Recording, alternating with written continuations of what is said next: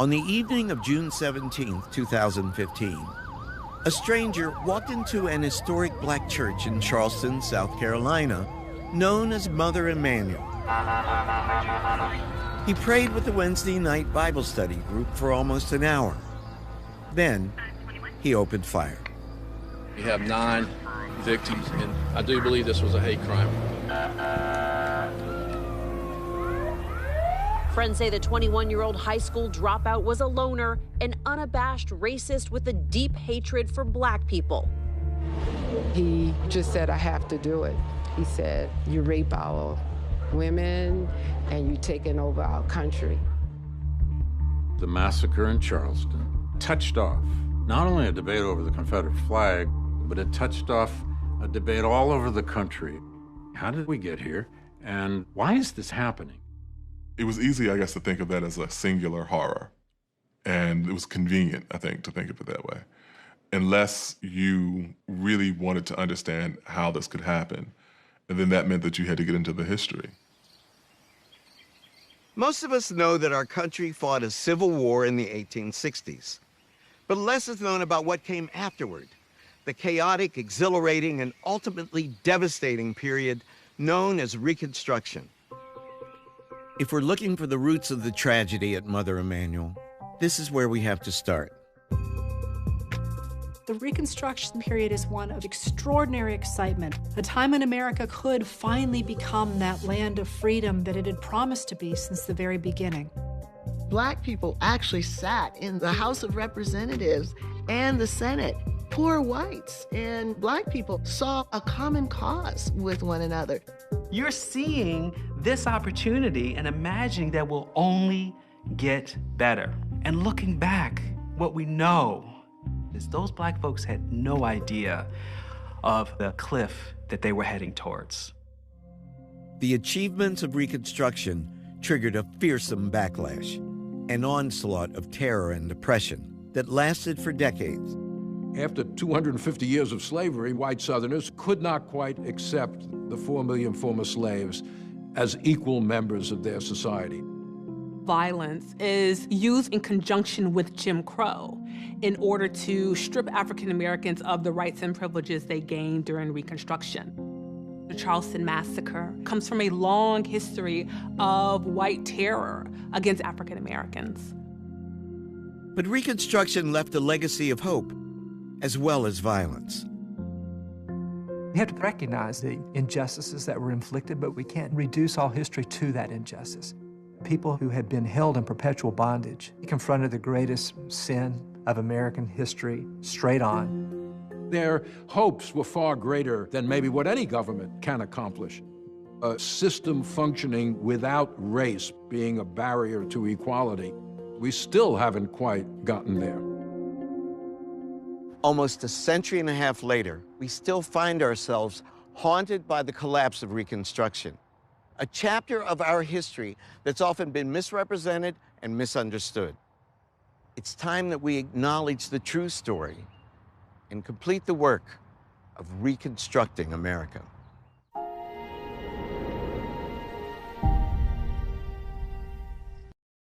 When I was in high school, Black history consisted of a few simple facts and a very happy ending. Abraham Lincoln freed the slaves. But this was the 1960s. 100 years after emancipation, Black people were fighting for the most basic rights. So what happened to that happy ending? It turns out that wasn't the end of the story. It was just the beginning.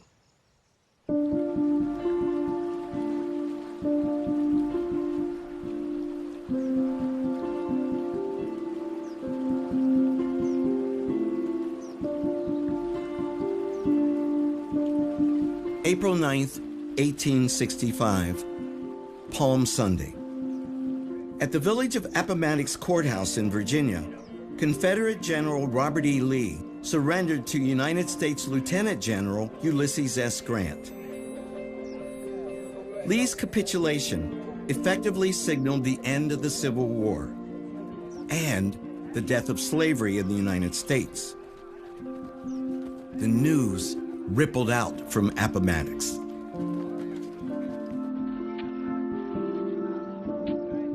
strange woman I never seen before came running down where we were all at work.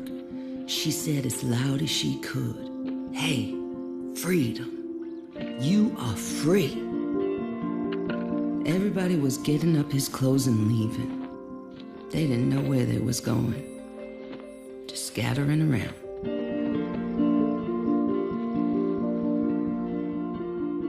It was just like opening the door and letting the bird fly out.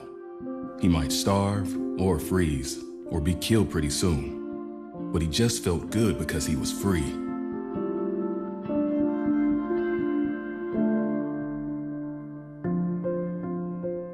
To a remarkable degree, it was the slaves themselves who had helped bring this to pass. From the war's first days, legions of enslaved people defied their masters and fled to Union lines. Others were liberated by the United States Army as it occupied parts of the South. By the summer of 1862, many thousands of slaves had found safe haven. Their brave actions, as much as any other factor, converted President Lincoln and many other Americans to emancipation. When black men were finally allowed to enlist in the Union Army, 180,000 answered the call, most of them former slaves. It was both the manpower that they brought to the Union side and also the denial of their manpower in the production of the Southern economy. There's no question that they strengthened the Union hand militarily, and they changed the nature of what a military victory would mean. The role of black soldiers, Lincoln said this himself, was essential in ensuring that the war would end with the abolition of slavery. What would the future hold for these freed people? Now untethered, their status as citizens was very much in question, with few legal rights or protections guaranteed. Even so, the prayers of generations were being answered. As Lee and Grant negotiated the terms of surrender, the government in Washington was wrestling with what was being called Reconstruction. On the surface, Reconstruction just meant restoring the rebel states to the Union. In fact, it raised a host of questions. Reconstruction is the process by which American society, North, South, black, white, tried to come to terms with the consequences of the Civil War. The reunion of the nation, the destruction of slavery, the question of what the status of the 4 million former slaves would be as free people in American life.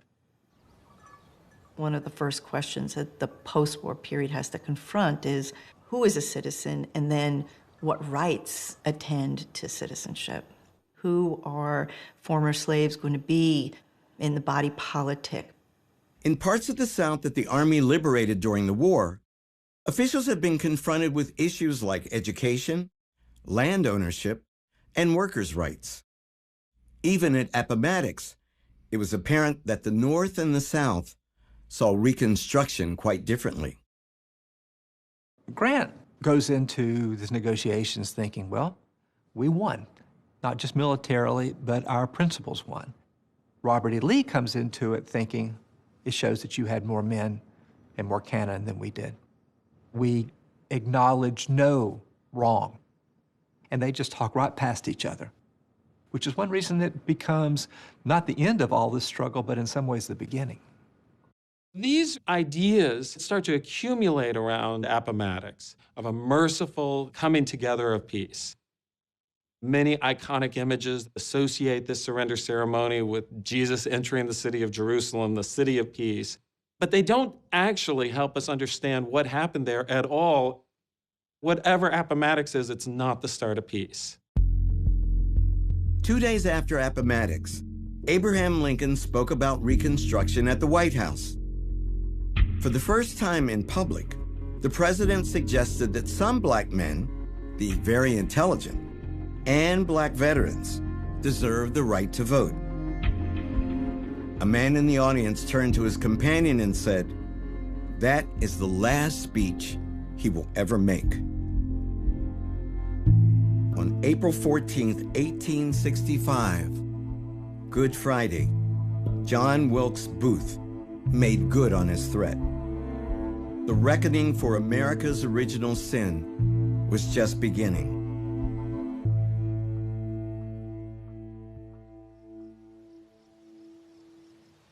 The early days of freedom were a bewildering mixture of exhilaration and apprehension. But the first order of business was to reconnect with family members who had been torn away by slavery. Information wanted. I had 2 children sold from me about 10 years ago by a man by the name of Pate. My boy's name was Monroe Early, and my daughter's name, Mary Early. Starting in 1865, so shortly after the end of the war, you see people placing ads in newspapers. It really gives a sense of the separation that had occurred during slavery. Information wanted. Of my father, Jerry Hodges of Norfolk County, Virginia. I was sold from him when I was a small girl, about 30 years ago.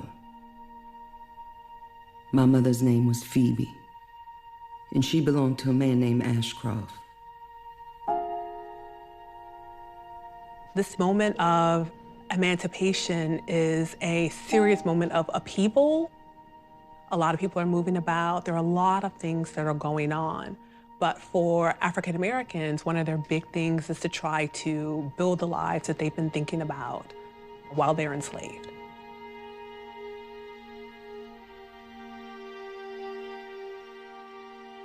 People took to the roads trying to find family members. I mean, literally walking to where they had last left family. Information wanted of my children, Louis, Lizzie, and Kate Mason, whom I last saw in Owensboro, Kentucky. They were then owned by David and John Hart. That is, the girls were. But the boy was rather the property of Thomas Pointer. Imagine keeping this memory of your child or your wife or your husband, your father, your mother, alive in your mind and in your heart, and then trying to bring about some kind of reunification. But you hardly know where to start.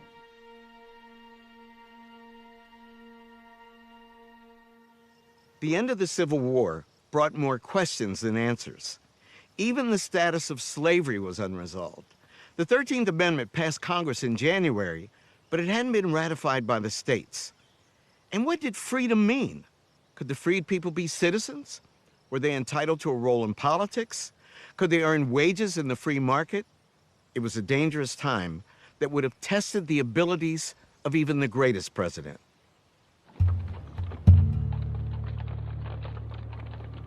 Just hours after Lincoln's death, Andrew Johnson was sworn in at a hotel on Pennsylvania Avenue. When Lincoln chose a Southern Unionist Democrat as his running mate in 1864, few imagined that Johnson would ever ascend to the presidency. During Reconstruction, the Republican Party is the party of civil rights. It is the party that promotes a vision of an interracial democracy. The Republican Party is the party of African Americans. Although Johnson was a Southerner and a Democrat, he had opposed secession, even at the risk of his life. Andrew Johnson grew up a poor white Southerner. He believed very strongly that the Civil War had been caused by the planter class, the Southern elite, and he hated them. But he imagined that the primary victim of the planter class was the class to which he belonged, the poor whites of the South. Andrew Johnson was the first man in this country made president by an assassin's bullet. He wouldn't be shy about using his newly gained power. Congress had gavelled out a session in March. They're not coming back till December. out of session, they're stuck, and Johnson is in the driver's seat. The most famous black man in America, the abolitionist Frederick Douglass, had his doubts about the new president. At Lincoln's second inaugural, Johnson meets with Frederick Douglass. When Johnson realizes that he has to shake a black man's hand, his smile turns into a scowl. Douglass smells the liquor on his breath. He's already drunk at 11 a.m.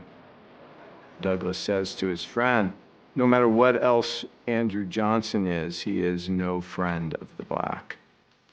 Even as the freed people celebrated the death of slavery, Douglass was forced to wonder, in what new skin will the old snake come forth?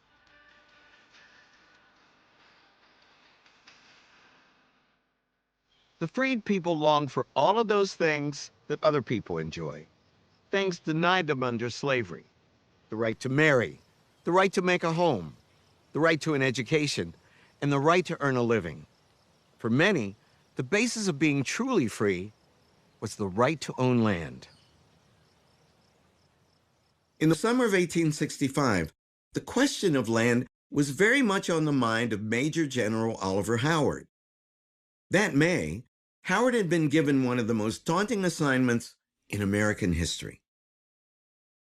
As the head of a new government agency, the Bureau of Refugees, Freedmen, and Abandoned Lands, Howard was given a few hundred agents and then charged with overseeing the entire transition of Southern society from slavery to freedom.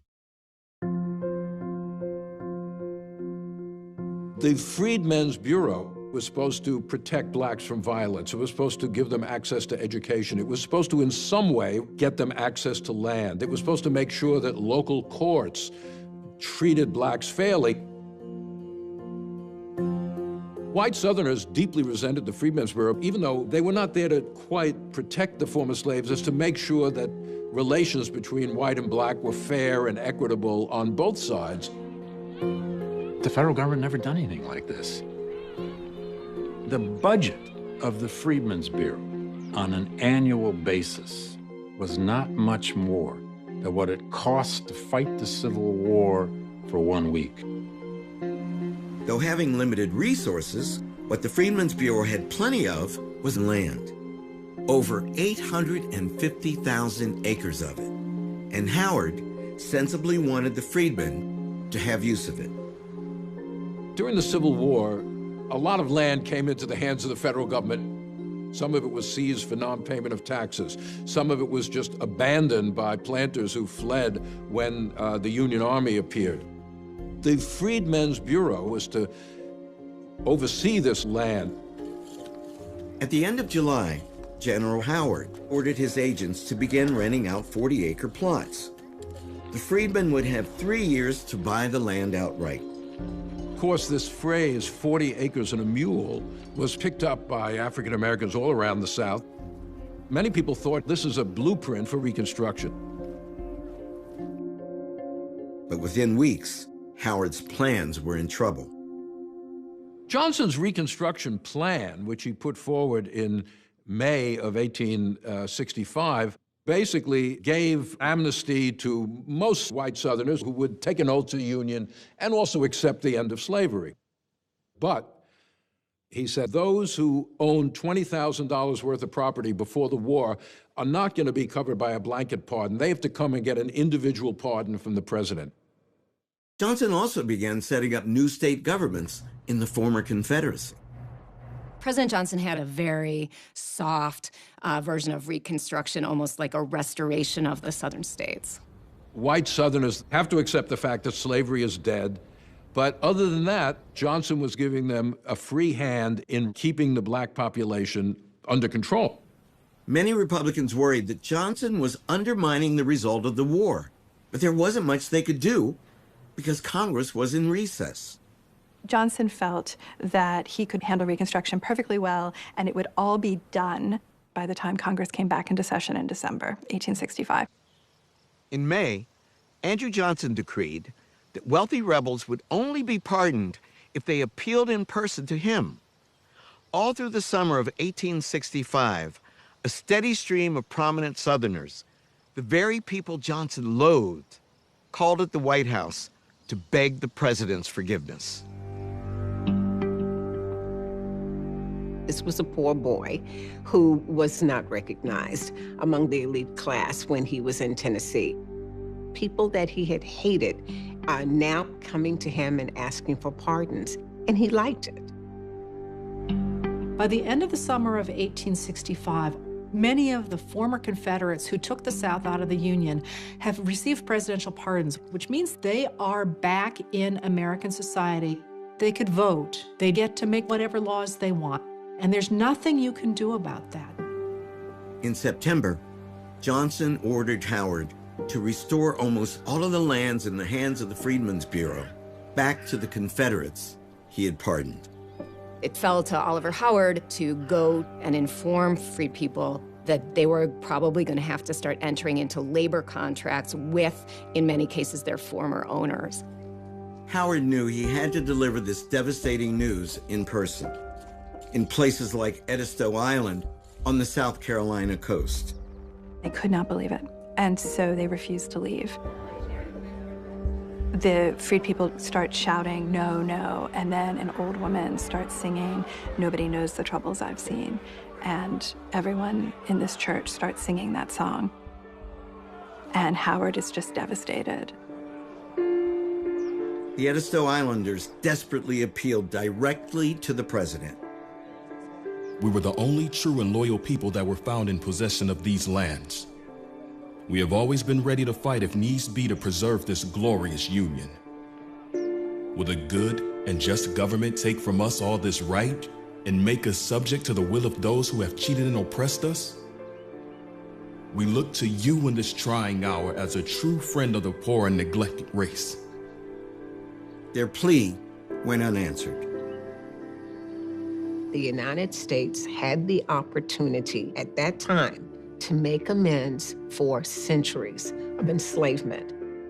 The United States had the opportunity to make it possible for the formerly enslaved people to be economically independent.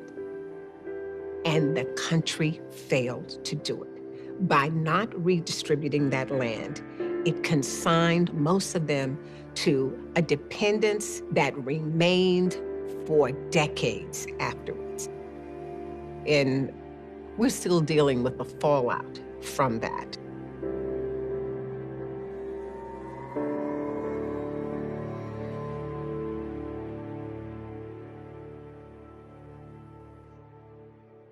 How'd you get involved with this, the planning of this monument? More perhaps than anyone else, historian Eric Foner has brought the truth about Reconstruction to light.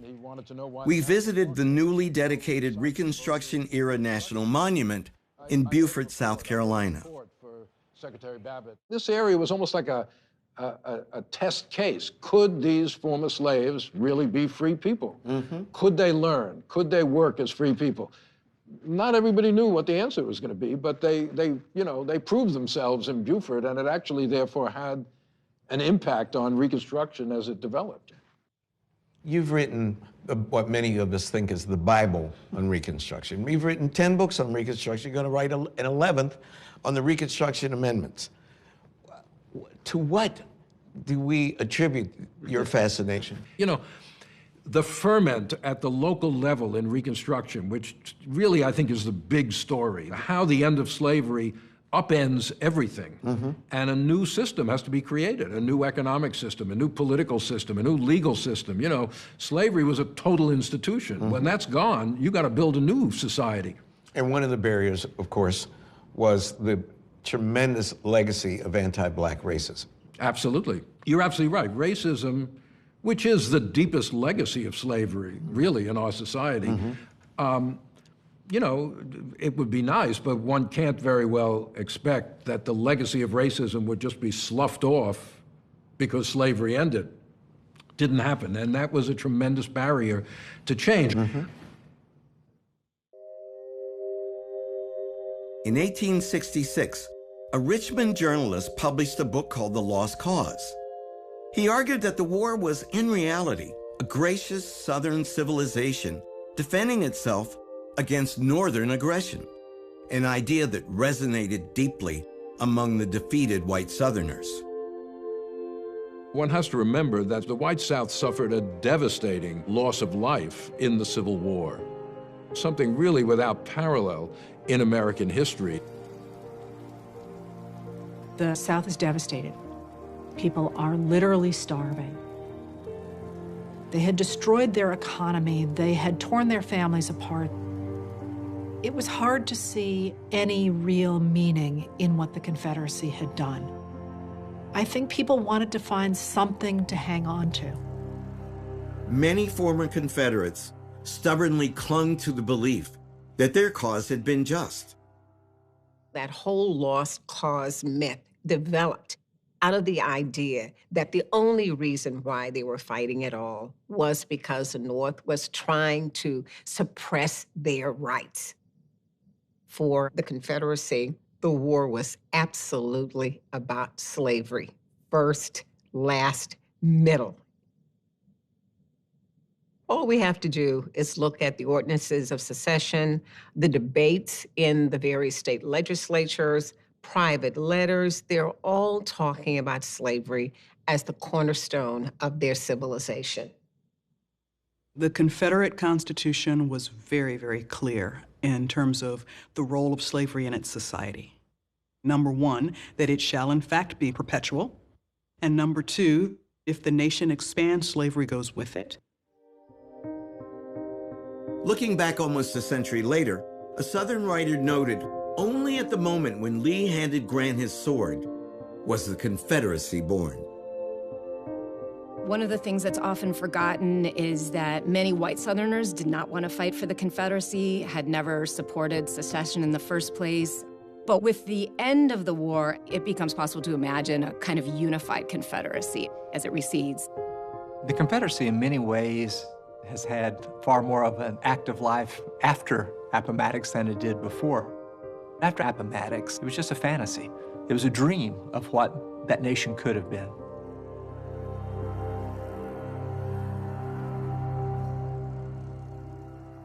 Some people coped with defeat by mythologizing slavery.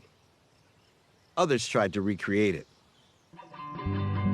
In November of 1865, the government that Andrew Johnson had set up in Mississippi passed a set of oppressive laws that applied only to African Americans. Soon, other Southern states followed suit. These laws became known as the Black Codes.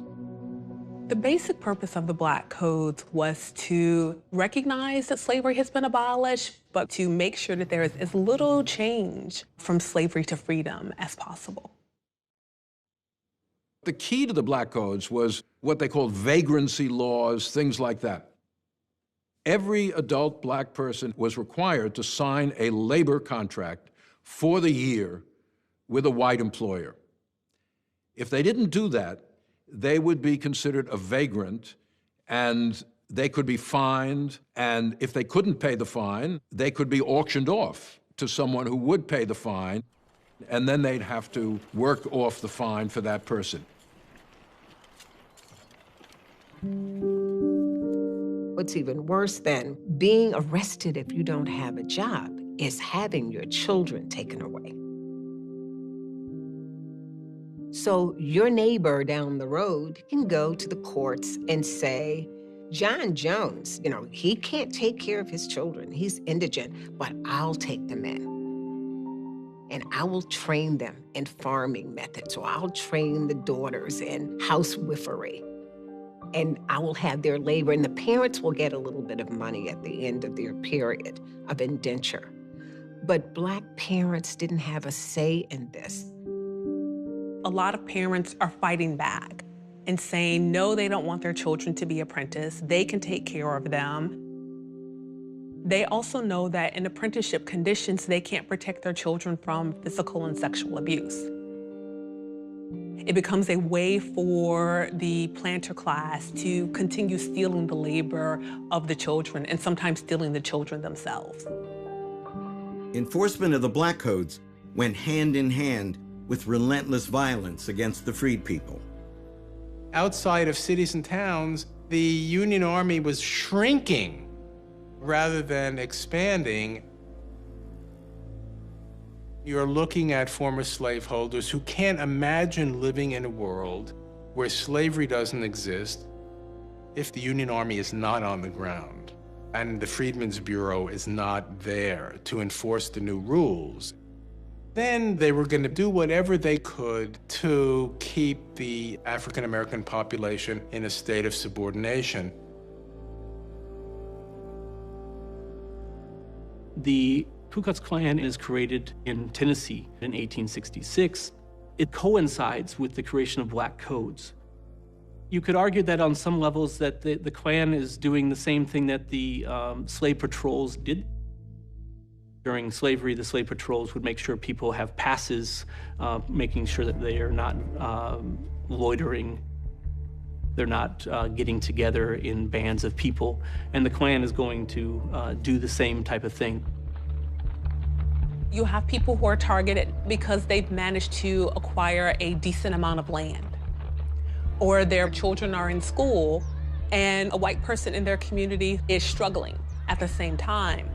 What they decide is that the way to deal with this is to attack the person, to take away everything they have, to destroy their property, to run them off their land. At war's end, Frederick Douglass had wondered what new form slavery might take. After 6 months of Andrew Johnson's Reconstruction, the answer was painfully obvious.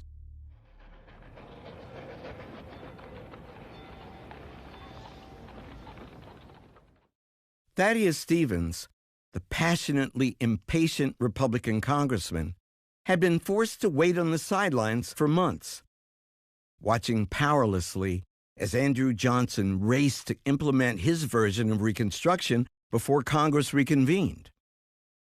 The president declared that the former Confederate states had met his terms, so their representatives were in Washington, ready to take their seats in Congress as members of the Union once again. Stevens thought this was outrageous.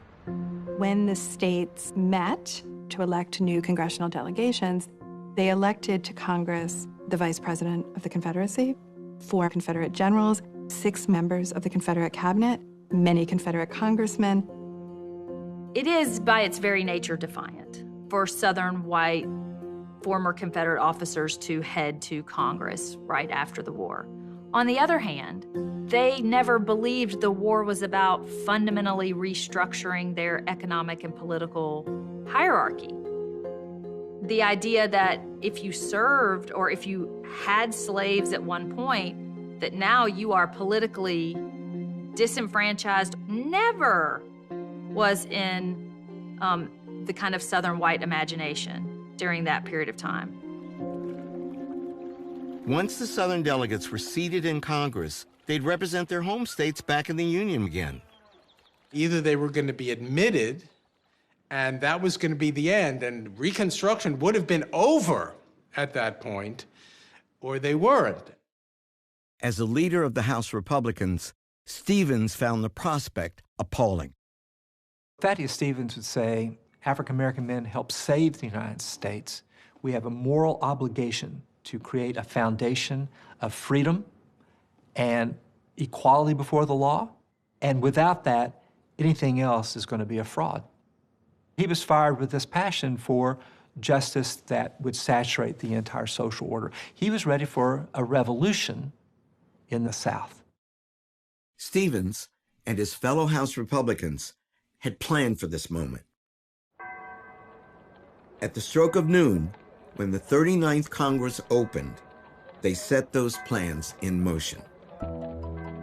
The clerk began to read the roll of the members of Congress, and he skipped over the representatives from the southern states. As it becomes clear that they're not going to call upon any rebel state congressman, Democrats start to jump up and to scream, "This is revolution." In fact, they were right. It was a revolution. Each House of Congress has the power to exclude those it finds unfit. If the clerk fails to call your name, you're not a member of Congress. Not a single name from the rebel states did the clerk call that day.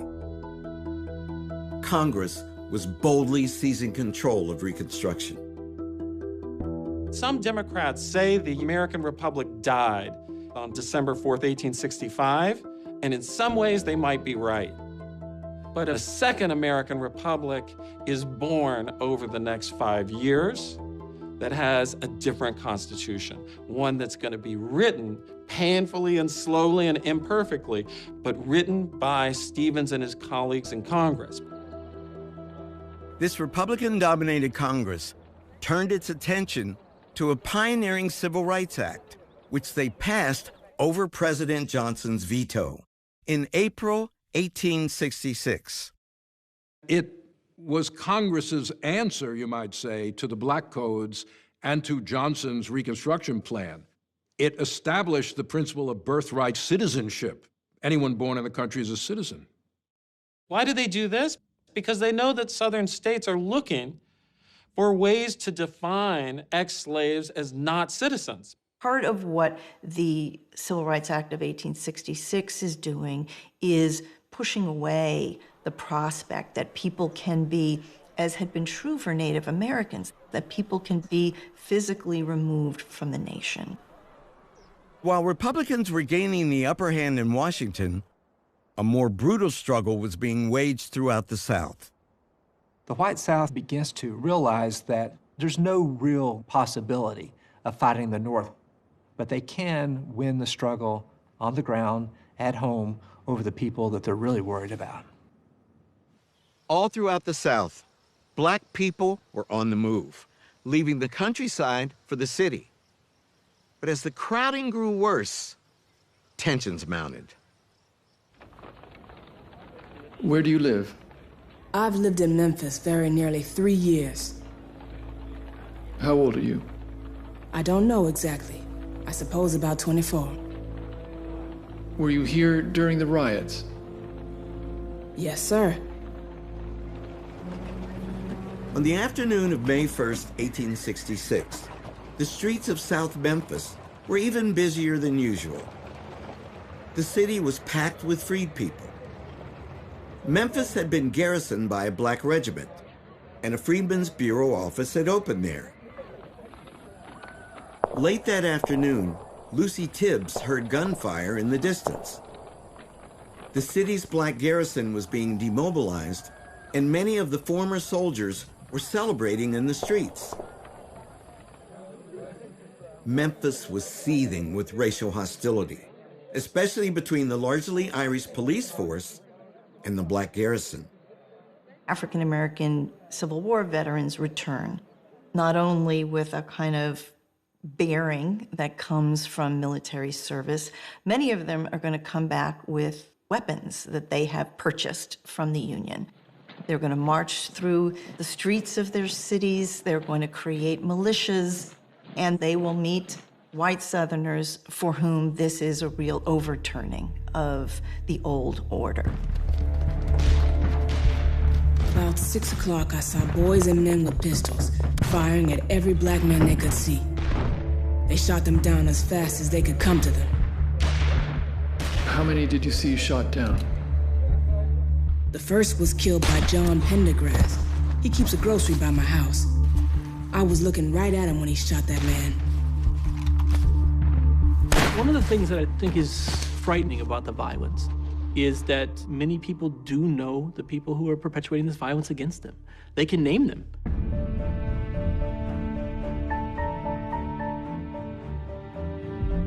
White mobs, including most of the city's police force, began to roam the streets on the hunt for Black people.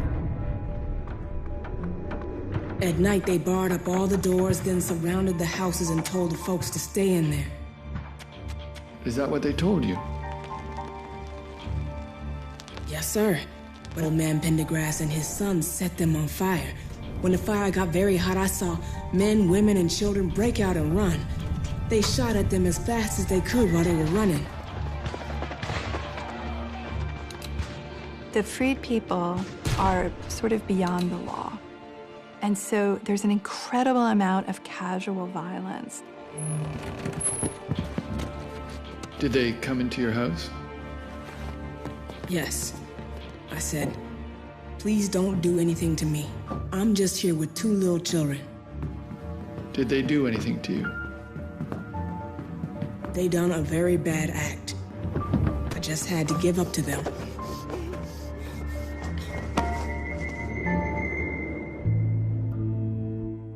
It took the Army 3 days to regain control of Memphis. By that time, every black church and every black school had been burned to the ground. At least 48 people had been killed, all but 2 of them black. Not a single white person had been killed by a black person. The nation was riveted by the news out of Memphis. Then 3 months later, almost 40 more people were killed by a white mob in New Orleans. The political consequence of this in the North was it helped to convince large numbers of Northerners that Johnson's Reconstruction plan was a failure. Andrew Johnson was not down there committing acts of violence, but this was sort of the logical outcome of Johnson's Reconstruction plan. When you say blacks really have no rights whatsoever, obviously you're encouraging an atmosphere which does not feel, to use a modern phrase, that Black lives matter very much. Lucy Tibbs was among the dozens of victims who testified to congressional investigators. It's enormously meaningful as an act of courage to testify. They would have to worry about going home and effectively being subject to continued violence, this time perhaps even death. The testimony of the Memphis survivors helped to convince Republicans in Congress that the rights of the formerly enslaved had to be written into the Constitution itself. This is what inflames white Northerners so much, the widespread violence against the freed people, the massacres in New Orleans and Memphis. So Reconstruction becomes stronger because of what the white South does. Republicans in Washington were interested in setting the nation on a new footing, and that's what they did through the 14th Amendment. The 14th Amendment redefined the rights of the freed people, and by extension, the rights of all Americans. Anyone born in the United States would automatically be granted citizenship, and no state could deny to any person due process and equal protection of the laws. Congress passed the 14th Amendment in June of 1866. It turns out that was the easy part. The real challenge lay ahead. Every southern state had an all-white government that had been created by President Johnson. And every one of those state legislatures, except for Tennessee, refused to ratify the amendment. How were Republicans in Washington going to get 3/4 of the states to ratify the 14th Amendment? The answer began to emerge almost a year later. By the spring of 1867, the radical Republicans were firmly in control. Every former state except Tennessee remained out of the Union, having no say in federal elections. The Northern-dominated electorate had given the Republicans huge congressional majorities in the 1866 midterms. The newly empowered majority lost no time in passing sweeping new laws over President Johnson's veto. Reconstruction entered a bold new phase. In the spring of 1867, Congress turned from kind of the more moderate measures to saying, you know, we actually have to reorganize the South and set these states on a different course. And so the way that they do that is establishing the former Confederacy in 5 military districts. Each one is going to be overseen by a U.S. general. It was something that they called military reconstruction. They marched through the South telling local officers, we can fire you, we can overrule you. Their goal is visibility, and their goal is to make a statement, you're not in charge, Confederates, we are. Congress laid out strict new terms. The rebel states had to adopt new constitutions, give black men the right to vote, elect new state governments, and ratify the 14th Amendment. Then, and only then, could they be readmitted to Congress. How would you get the southern states to adopt the 14th Amendment, to which they are deeply resistant? You say black men must be able to vote, and they also must be able to hold office. This, in the white Southern imagination, is the great travesty of Reconstruction. Some of the former Confederates who had been disenfranchised after the war still cannot vote, whereas black men can. So that is what just really infuriates the white South. And they call it bayonet rule. When Southern whites imagined what could come after the war, should they lose, it was never a possibility of like a really flipped upside down social hierarchy with equality for African Americans, because that wasn't happening anywhere in the country. Many northern states did not allow black men to vote. And so Southern white conservatives felt that the provision of suffrage to African American men in the South was something between hypocrisy and punishment. Activists and Army officers spread out across the South, registering freedmen to vote. At the beginning of 1867, fewer than 1% of all black men in the United States could vote. By the end of 1867, that figure was higher than 80%. A vibrant new political culture sprang up as freed men and freed women pressed for their rightful place in the Union that they had sacrificed so much to save. The advent of black suffrage unleashes a kind of utopian idea of change. You see it in mass meetings where people get together just to read the Constitution and debate, what is democratic government anyway? How can we create it? So it is a remarkable moment of hope and of militancy. Black men and women, these folks who had just come out of slavery, would take off work on Saturdays and walk 25 miles to a political meeting. The vote was considered basically owned by the collective, not just by individuals. And so women and children were actually involved in political discussions. They attended mass meetings. In some states, there were significant pockets of poorer white farmers who actually, many of them had not been in support of the Confederacy, had not favored secession, and many of them suffered as a result of the Civil War. They were in dire economic straits. It's not that they weren't racist anymore, but they were willing to work with blacks to try to uplift poor farmers of both races via the Republican Party. Former slaves themselves are breathing life into freedom, giving it substance, whether it's creating schools or enacting their own political organizations or reconstituting families. They are giving the nation a kind of blueprint for the challenges, but also the possibilities of Reconstruction. Andrew Johnson played almost no part in these profound changes. Fending off impeachment consumed the last months of his presidency. Meanwhile, the new state governments in the South began ratifying the 14th Amendment. In July of 1868, it became the law of the land. Ironically, if Reconstruction had gone more smoothly, you might not have had the 14th Amendment. If the white South had not insisted on putting exactly the same men back in power, if the white South had resisted the temptation to put in black codes that made a mockery of emancipation, if the white South had not endorsed these massacres in its major cities, it's easy to believe that there would not have been the fundamental changes in the American Constitution that we had. No other New World slave society that emancipates slavery implements equal citizenship and equal protection under the law and suffrage for half of the former slave population within 5 years. That is truly revolutionary. There was some degree of self-interest, frankly, in it on the part of the Republican Party. Why fight this war?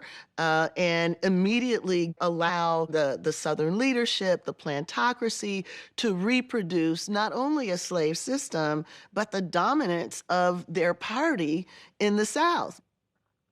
So for a time, the interests of the freedmen and the interests of the Northern-led Republican Party were in step with one another. The 1868 presidential campaign presented voters with a stark choice. The Republican candidate, Ulysses S. Grant, had led the United States Army through victory and the post-war occupation of the South. The Democratic campaign was perhaps the most racist in U.S. history, and in parts of the South, it was supported by a wave of murder and arson. Would that campaign of violence succeed in preventing black men from voting?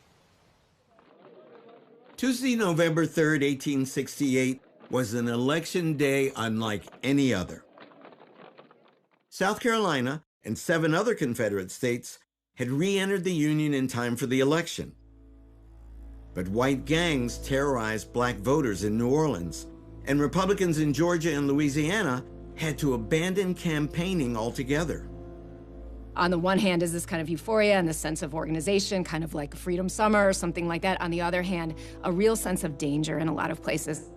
African Americans had to arm themselves. They had to go to the polls in large numbers. In some cases, African Americans have to gather together the night before an election. They sleep out in the woods, and they try to figure out when to go to the polls, when there'll be the fewest whites at the polls, so they'll actually be able to deposit their ballots. Nothing could staunch the tide. Remarkably, 500,000 black men cast their votes. As a result, every southern state except Georgia and Louisiana voted for Ulysses S. Grant. During the war, Grant had explicitly said, the only way we can win the war is with the support of blacks. And so he treats them as equal citizens, even before the 13th and 14th Amendments. The freed people could take heart in the key role they played in electing the man who had crushed the Confederacy. Even more remarkably, dozens of black men were elected to office. Many had been held as slaves just a few years before. For them, and for millions of freed people, this was the moment in the sun. The 3 years following the Civil War were among the most hopeful, momentous, and frightening in our history. In those years, a generation that had been born into slavery and fought a war to kill the institution helped reconstruct the United States so that it might live up to its ideals. One of the things about Reconstruction that, to me, has always been so powerful is the way in which American democracy was revitalized. And it was revitalized by the incredible commitment that former slaves and other people of African descent had to practicing democracy and the value that they held to it. When you look at the radical, amazing changes that happened within a few years of the demise of slavery, there was a kind of irrational exuberance, or what people thought was rational exuberance at that point in time. If you're living in this moment and you see the federal government in your community helping to hold up black life, and that meant literal federal officials whose job it was to protect black people. I mean, this is literally like the cavalry has come to the rescue. You see the future as limitless. There are not many moments in recorded human history where a group that was so subordinated, so dispossessed, would within the space of a decade actually be fully integrated into the highest echelons of political society. It's almost like that decade advanced the possibilities of the freedmen 100 years. Coming up on Reconstruction. The future must have seemed limitless. Historic gains. Black people get to be judges. They have their own businesses. 14 black men in U.S. Congress. Full citizenship. But the revolution. From being property to owning the property. Absolutely. Unravels. White supremacy is a long-term campaign. Reconstruction, America after the Civil War, continues on PBS.